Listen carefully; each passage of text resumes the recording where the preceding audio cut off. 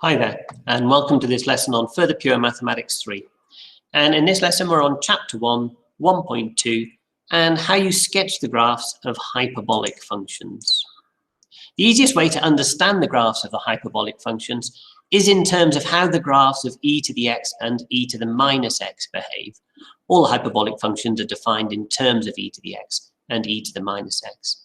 So, for example, if we want to sketch y equals sin x is equal to e to the x minus e to the minus x divided by 2. Now, what does that mean?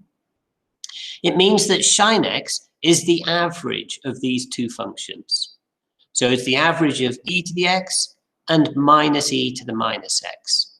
Now, what I'm going to do is I'm going to sketch the graph of e to the x. I'm not going to do accurate scales or axes or anything, but we'll do a sketch of e to the x.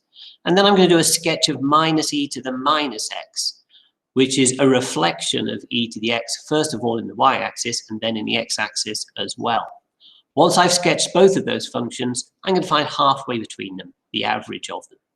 I'll let you have a go at doing that yourself first. So see if you can make sense of this. Pause the video and then come back to me when you're ready. Okay, let's have a look. So y equals e to the x looks a bit like that. Minus e to the minus x means I'm going to have to reflect that in both the y and the x-axis, which will give me something that looks like that. And sin x is the average of those two functions, which means it's going to be halfway between them. So it'll be somewhere like that. Now, if we consider large and small values of x, when x is very, very big, minus e to the minus x is becoming smaller and smaller, which means that sin x becomes approximately equal to just a half of e to the x. And similarly, if x is very small, as in very negative, then the graph of e to the x gets closer and closer to 0. And sin x is equal to approximately a half of minus e to the minus x. That's the general shape of the curve. It looks a little bit like y equals x cubed. Looks a little bit like y equals tan x. Now, it's less like tan x because we don't have an asymptote here. This isn't heading towards some sort of limit. X and y are both increasing in size without limit. Y equals sin x is an odd function. Therefore, it has rotational symmetry of order 2 around the origin, which means that the sin of minus x is equal to minus sin plus x.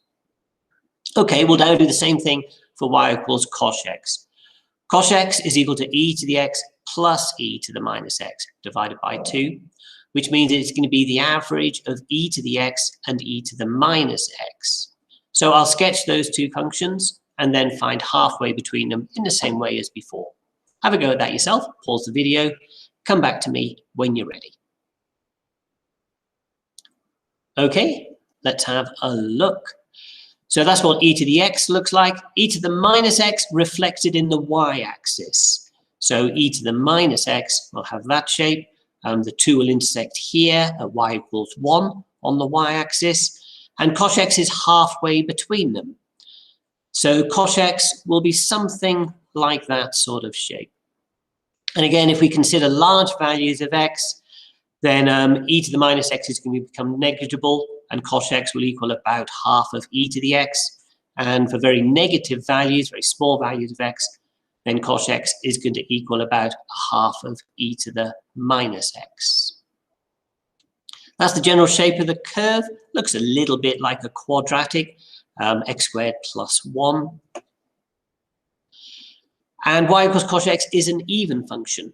That means that it is symmetrical about the y-axis, and therefore cos minus x is equal to cos plus x. Okay, now we're going to do the graph of y equals tan x.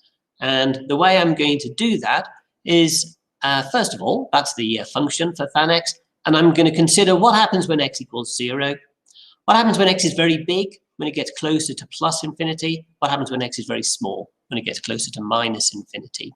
And from considering those three things, I'll do a sketch of y equals tan x. But I'll let you have a go at working your way through that yourself. So pause the video, have a go, and come back to me when you're ready. Okay, let's have a look.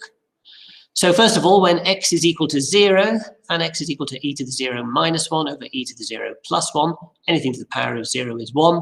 So I've got 1 minus 1 over 1 plus 1, which is 0 over 2, which is 0, which means that the graph of tan x goes through the origin. When x is 0, y is 0. What about as x gets bigger and bigger? So as x tends towards plus infinity, what happens? Well, e to the power of 2x becomes bigger and bigger. Same on the top, same on the bottom, which means that the minus 1 and the plus 1 adjustment becomes insignificant. And tan x just tends towards e to the 2x over e to the 2x. That means that tan x is going to tend towards 1 plus 1 as x tends towards infinity. Now we can say a little bit more than that. The top number will always be smaller than the bottom number. So e to the 2x minus 1 divided by e to the 2x plus 1 will be a little bit smaller than 1. So tan x is going to tend towards 1, but always be smaller than it.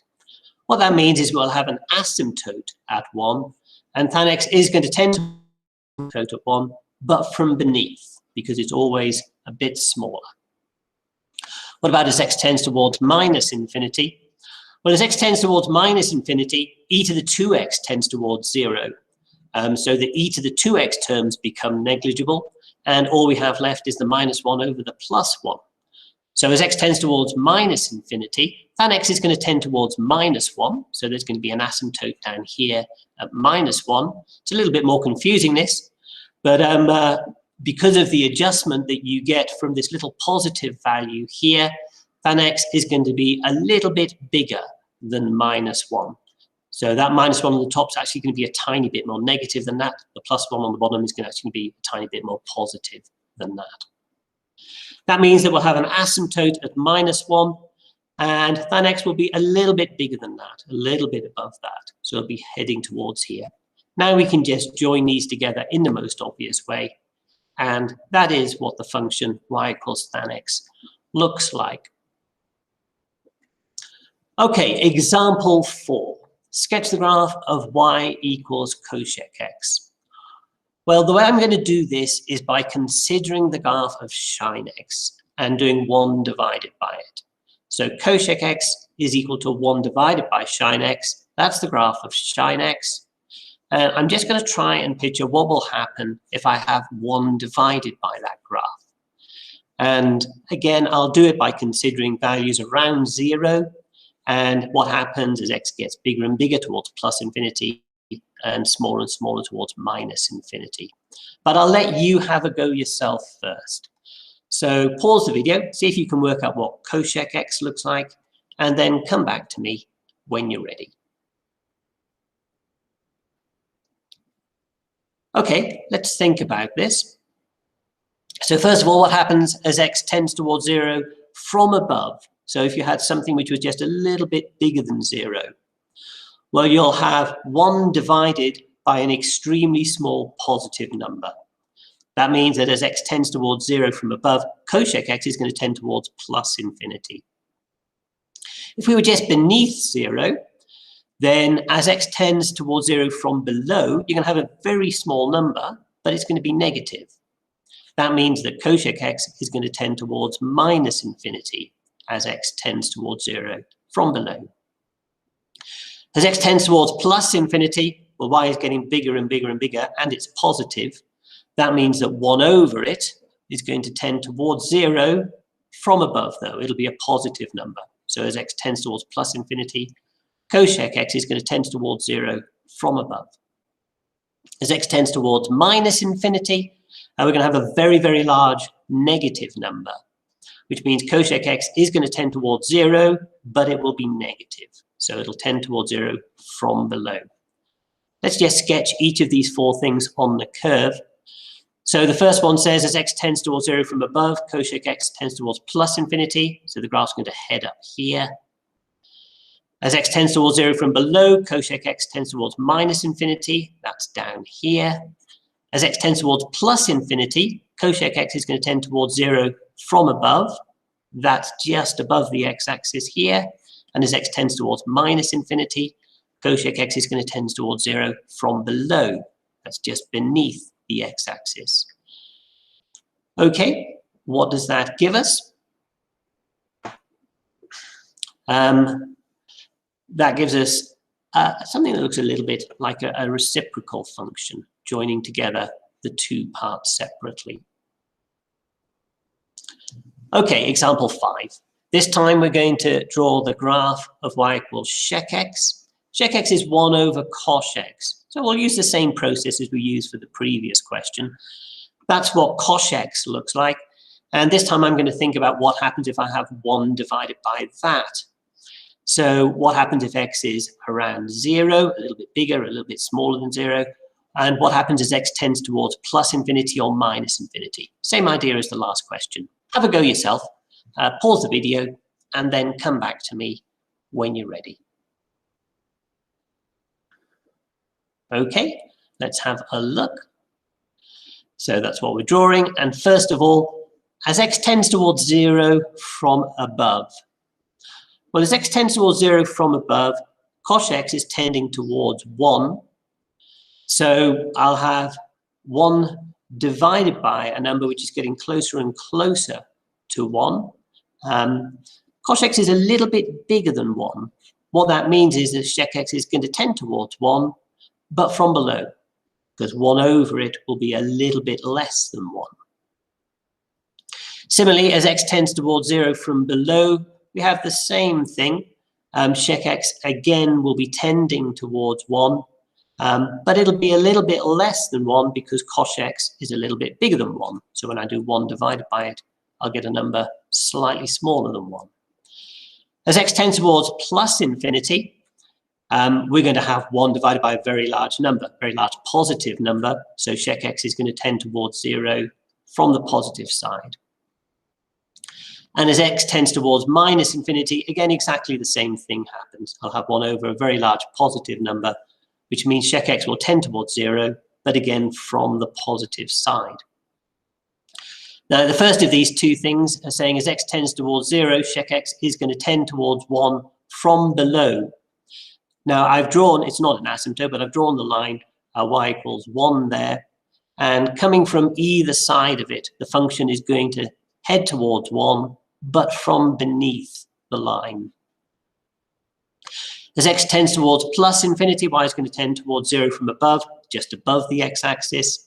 And same on the other side, as x tends towards minus infinity, then the graph of sec x is going to head towards the x-axis, but just above it. So on the left-hand side, it's going to start here, it's going to head up towards 1, and then come back down again. And you'll get something that looks a little bit like that for y equals sec x. And lastly, we need to consider cos x. Cos x is 1 over tan x or than x. That's the graph of y equals than x. I'm going to use exactly the same process as before. I'm going to say, well, what happens as we tend towards 0 from either side? What happens as x tends towards plus infinity, as x tends towards minus infinity? Again, I'll let you have a go at working that out yourself. So pause the video, have a go, and then come back to me when you're ready. Okay, let's have a look. What happens as x tends towards 0 from above? We'll have a number which is a little bit bigger than 0. So we'll be dividing by a very small positive number, which means that cos x is going to tend towards plus infinity.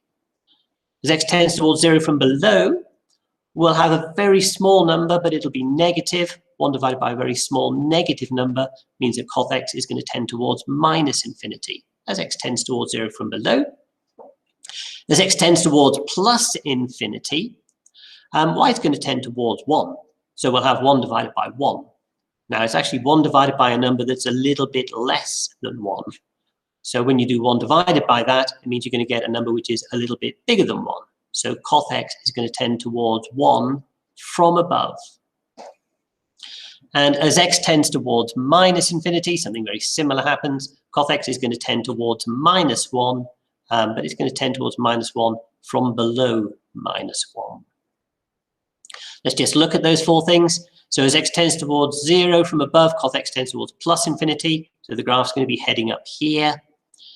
As x tends towards 0 from below, cos x tends towards minus infinity, which means the graph is heading down here. As x tends towards plus infinity, cos x is going to be a little bit bigger than 1. So it is going to tend towards an asymptote at 1, but a little bit bigger than that asymptote. And as x tends towards minus infinity, again, it's going to be an asymptote, this time at -1, and it's going to be a little bit beneath that asymptote, a little bit below -1.